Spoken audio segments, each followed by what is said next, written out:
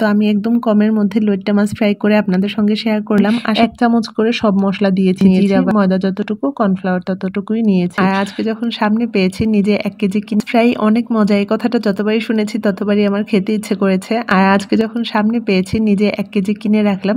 আসসালামু আলাইকুম, আশা করছি আপনারা সবাই ভালো আছেন। আলহামদুলিল্লাহ আমরাও সবাই ভালো আছি। আজকের ভিডিওটাতে আমি কিভাবে লইট্টা মাছ ফ্রাই করেছি সেটাই আপনাদের সঙ্গে শেয়ার করব। লইট্টা মাছের শুটকি তো অনেক খেয়েছি, কিন্তু কাঁচা লইট্টা মাছ কখনোই খাওয়া হয়নি।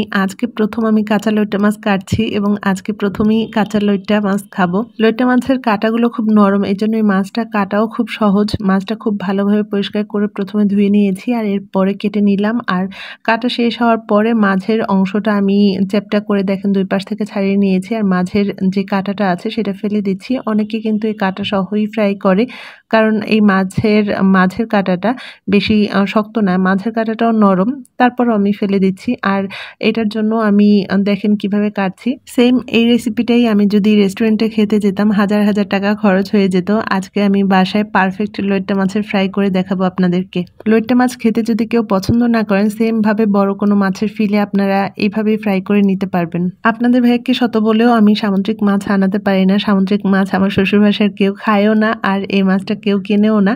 তো যার কারণে বাসার সামনে এসেছিল আর এখান থেকে আমি কিনে নিয়েছি। বাচ্চাদের জন্য সামুদ্রিক মাছটা অনেক বেশি ভালো, এই কথাটা আপনাদের ভাইয়াকে বলেও মাছটা কেনাতে পারি না আর কি, সামুদ্রিক কোনো মাছই কেনাতে পারি না। রূপচাঁদা মাছ মাঝে মাঝে কেনে, তাও খুবই কম।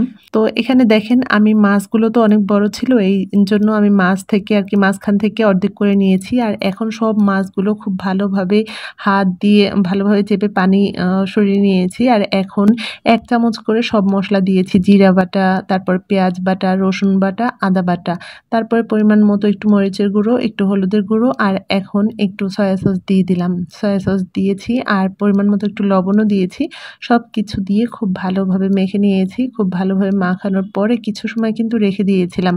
এই কাজগুলো আমি রান্নার ফাঁকে করছিলাম, তো রান্না শেষ করে আবার চলে এসেছি। তো এই রান্না যতক্ষণ করেছি আমি ততক্ষণ কিন্তু এটা ম্যারিনেট করা ছিল। আর এখন আমি এইখানে ময়দা নিয়েছি এবং ময়দার সঙ্গে কর্নফ্লাওয়ার নিয়েছি আর কি, সমান সমান 2টা নিয়েছি। ময়দা যতটুকু, কর্নফ্লাওয়ার ততটুকুই নিয়েছি। নিয়ে দেখেন আমি কিভাবে সেই ম্যারিনেট করা মাছগুলো আর কি এই ময়দার সঙ্গে খুব ভালোভাবে চেপে চেপে ময়দাটা লাগাচ্ছি, যেন মাছের গায়ে সম্পূর্ণ ময়দা এবং এই কর্নফ্লাওয়ারগুলো খুব ভালোভাবে লেগে যায়। তো এরপরে আমি অন্য একটা প্লেটে সব ময়দা লাগানোর পরে রেখে দিচ্ছি। আর এটা আমি দুপুরের দিকে করছি, আমি এটা বিকেলবেলা ফ্রাই করব। তো এইভাবে আমি ফ্রিজের নর্মাল চেম্বারে রেখে দেবো। বিকেলবেলা ফ্রাই করার আগে আমি নামিয়ে নেব।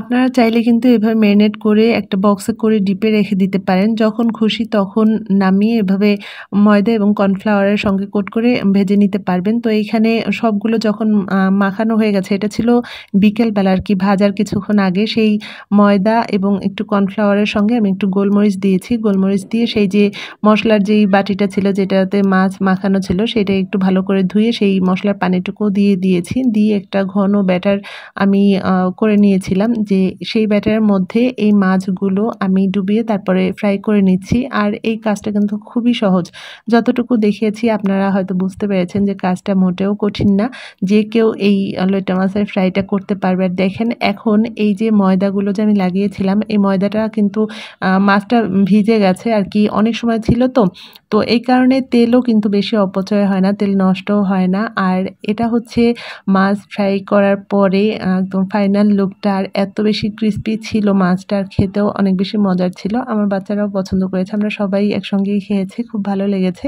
রেস্টুরেন্টে যেটা করে ভেটকি মাছ বা কোরাল মাছ এভাবে ফ্রাই করে, তো আমি একদম কমের মধ্যে লইট্টা মাছ ফ্রাই করে আপনাদের সঙ্গে শেয়ার করলাম। আশা করছি আজকের ভিডিওটা আপনাদের ভালোই লেগেছে। যদি ভালো লেগে থাকে তাহলে ছোট্ট করে একটা কমেন্টস করে পাশে থাকবেন। সবাই ভালো থাকবেন, খোদা হাফেজ।